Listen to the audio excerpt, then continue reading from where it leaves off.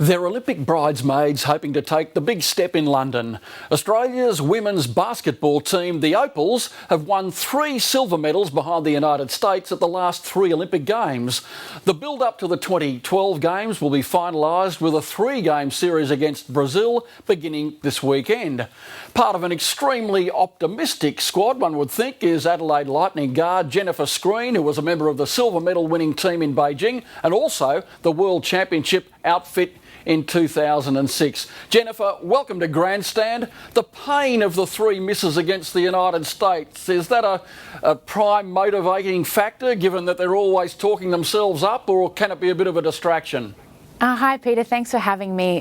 USA are a great opponent, and I'd really like to turn around and say that it's probably a great thing that we've had 3 silver medals. And, to get there on its own back is great, and if we get there again we'll be elated, but at this time we're just really focusing on getting the best performance we can each game. Yes, I don't want to downplay the significance or the importance of a silver medal, but you want to beat them, don't you?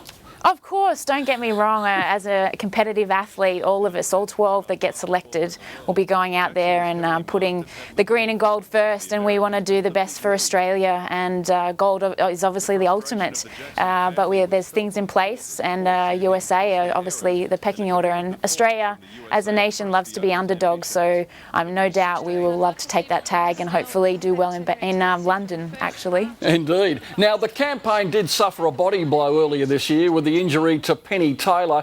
What has been the response in her absence? Unfortunately, injuries are part of sport, and Penny is a great athlete and is a huge loss to our team, but we have a great depth in Australian women's basketball, and a few players are going to have to step up and take the opportunities given to them, and other players will obviously have to shoulder some load as well. So collectively as a group, although we can't replace Penny, who is an amazing person and athlete, we'll be doing our best to shoulder the load as a group to hopefully help us in our bid to glory in London. Now, the build-up's been a bit different this time, quite intense with a different approach. A lot's been expected of the squad, a different sort of camp, if you like, beforehand. And there's been the added motivator of the selection acts here and there. Is it working, given that you had mixed results recently in Europe? Oh, look, Europe was a great lead-up for us. We got to experience the great facility of the Australian Institute of Sport based in Varese in Italy, who looked after us very well. Although we didn't get the wins, people are still trying to fight for a spot on the team, and which is announced tomorrow. So everyone's trying to showcase what they can do to get one of those spots, and there's only 12 to go around. So it was tough, but I think the coaching staff know what they're doing and the road that we want to go, and hopefully once the team is announced tomorrow, that we can put everything aside and start to build that group dynamics and get some things rolling. It's a hard way to mount a campaign, isn't it, when you're sort of looking over your shoulder at your friends, your teammates in a sense, players you've played with for a long time, knowing that still someone's going to miss out.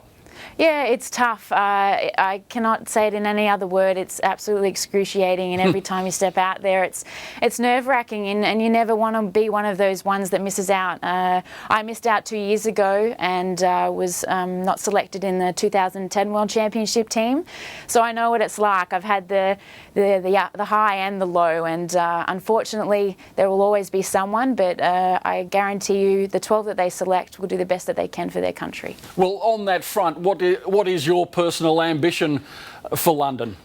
Oh, look, first of all, hopefully tomorrow I know my fate and I will be in that team, and that would be a huge honour to know that I would be a dual Olympian, and also beside going to an Olympics with my brother-in-law Craig Mottram, who will be competing at his 4th Olympics. So that would be great family experience, and but we'll just rest, go to bed, and hopefully get some sleep tonight, and hopefully tomorrow I'll be one of those 12 girls. Yes, you're married to a basketballer, aren't you? I'm sure that makes for some good television viewing around the world. Now, yeah. Getting back to what you were saying earlier on about the United States and the team at the moment. Now, you're world champions in 2006, 5th a couple of years ago. Is the team in its current form a realistic chance for gold? Is that what you're going into London thinking you're going to grab? Realistically, we just want to do the best that we can, and ultimately we would love the planets to align and everything be perfect, but in the real world that's never going to happen. And I can tell you now that each game we will take it as it comes. There are going to be some amazing opponents, and unfortunately we can't worry about the USA, and we realised that 2 years ago when we didn't even get to meet them because we lost in the quarterfinals. So paramount, that game at the quarterfinals is the biggest one that you will play on an Olympic stage, because without that one, if you don't get that win, you have no chance of a medal. So until we get to that point, you know, I think we just need to focus on each game as it comes, because 2 years ago was a real reality check, and we do not personally and as a team want to be in that position again. But I can tell you, from 1 to 12, and as the coaching staff as well, whoever makes that team will be striving for the ultimate, and that is gold. All right, now you've got some good crowds coming already to this series. I think one of the matches is a sellout, possibly two. What are the final pieces to put together in the puzzle? Look, just camaraderie and getting that group dynamics, knowing people's roles within the team. So once this team is selected tomorrow, we have a great farewell series here in Melbourne with a double-header kicking off on Sunday at Hisense Arena with the Boomers, followed by Tuesday in Bendigo, which will be Christy Harrower's 200th game as representing her country, which is absolutely phenomenal, and she's playing it in her home city, which will be great for people to come along and support. And then finally we come back here to Melbourne on Thursday and wrap it up against Brazil at the new State Basketball Stadium at Knox, which I look forward to hopefully playing in, to be honest.